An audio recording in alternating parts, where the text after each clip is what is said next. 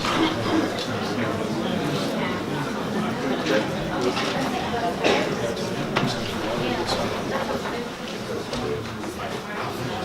everyone, welcome back. Where should we do? We have to stand? Just stand next to each other. How do I do that? You can stand far apart. We haven't been that close for a while. Hi everyone, welcome back. So you know me, and this is Andrew Dawson. We are DS1. And this year the studio is called Unfinished Cuba. So we have some other people joining us as tutors. Hannah Durham, who works for Cullinan Studios in London. She'll be coming in. We've got Andy Edwards, who's one of our tech tutors. He's got a practice here in Oxford. And then Francesco Miniati, who works for us in original field of architecture.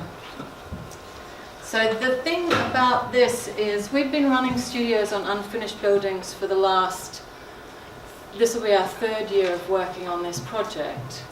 And it started by seeing this film, which somebody talked to me about, which was looking at unfinished buildings in Italy.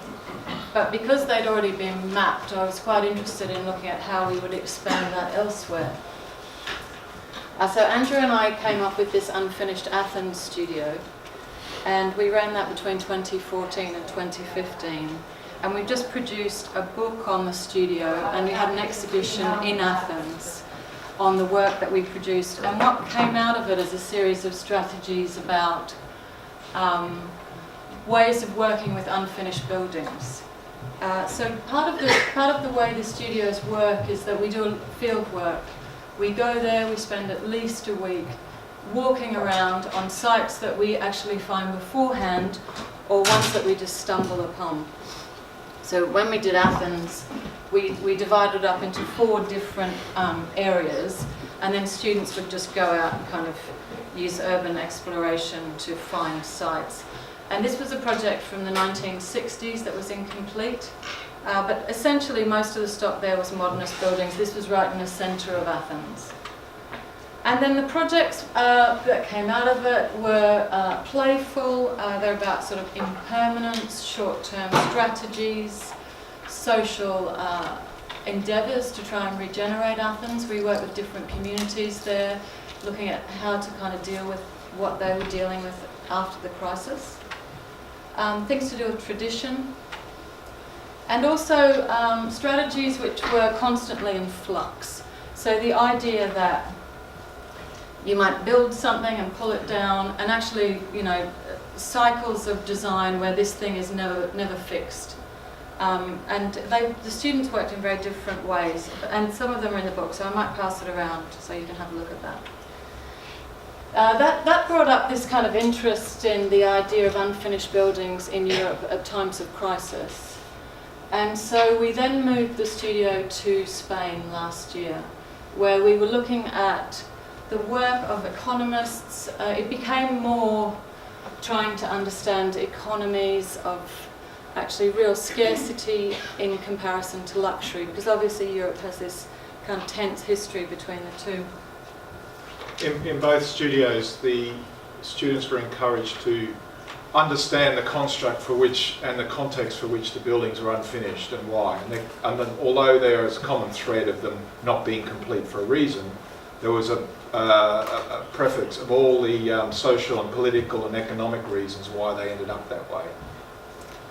So then, while in Athens we were looking at individual buildings, really, when we moved to the outskirts of Madrid, so we went here for several days, walked around this site, which is Cerceña, which you might have heard of because it's near a tyre dump. So it's such a desolate, unfinished site that there was this tyre dump left near it while there are people living in this mass housing. They call it ghost urbanisation in Madrid. But this was set on fire on the night of the exhibition, actually. Andrew saw it as a momentous thing celebrating the exhibition opening, but it was horrific because it was this sort of toxic waste. But in essence, we walked around there and another site, which was this one at Valdaluz. So these have been sites where nothing has happened. They've just been stuck dead, with people living in them with nobody in the streets. And these projects took on different kinds of strategies about reuse, recycling. Andy Edwards did something on farming resources. We looked a lot at super use, how to kind of resource fill sites. This was a project by Josh Aylett. But then other people worked with video and films, again with temporality, dealing with a critique of modernism.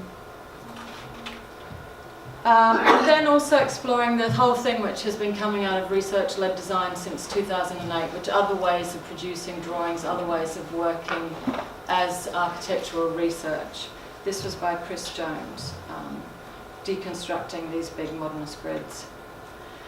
I think, because Marcel asked me then to write a chapter on all of this work that we've been doing for a book he and Aileen are putting together.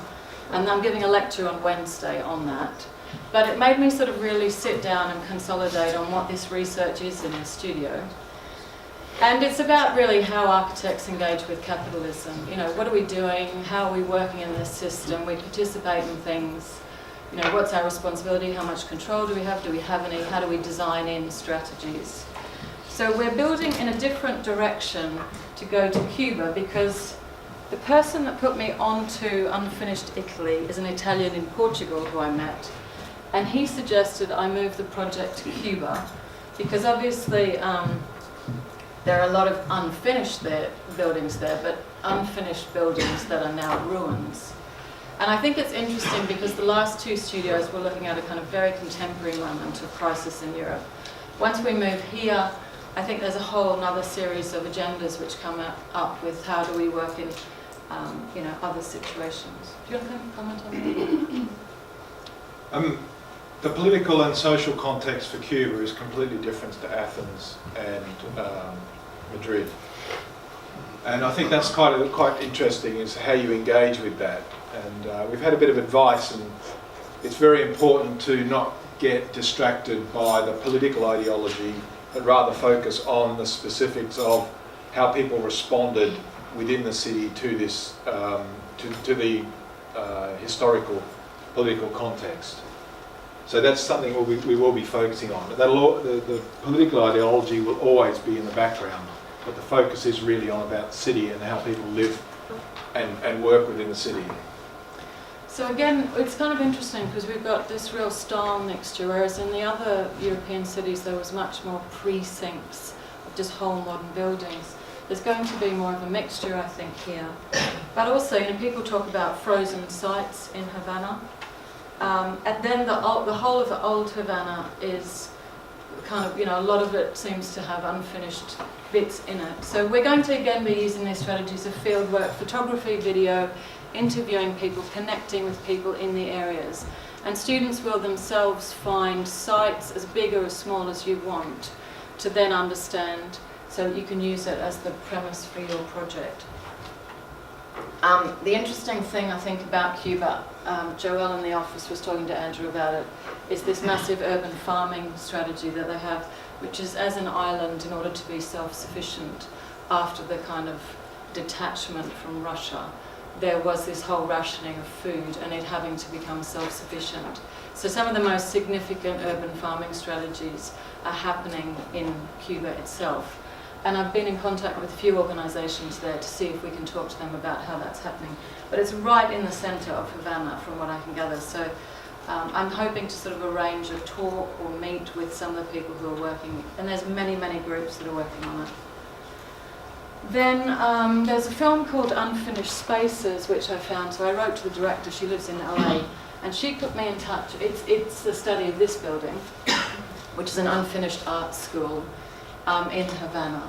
And actually she's going to now do a Skype chat and be part of a documentary series at Brooks, which will be quite nice. But she put me in touch with this guy who's an artist, and he knows a lot of kind of architects who had designed buildings which were stilted due to political changes, and so has offered to kind of line us up with people to either see exhibitions of their work, talk to them.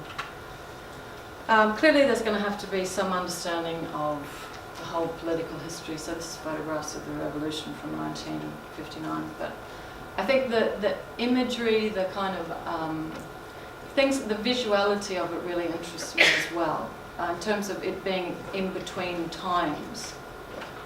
And then the other thing we're going to, this is one of the second things we'd like to do, is focus on stories about this kind of peculiar scenario in Havana. And this one I just stumbled on, which was quite interesting, which is an American government building, which they decided in the 1980s that they were going to just put up these kind of propaganda statements about what they thought Cubans should do.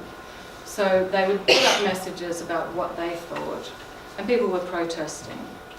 And what they decided to do was set up things which would block it, but in the end they turned the power off. So I think this kind of spatial construct of when you're fighting against a kind of capitalist ideology and where you position yourself is quite interesting. There are some extraordinary stories about how people try to locate themselves within their cultural history there.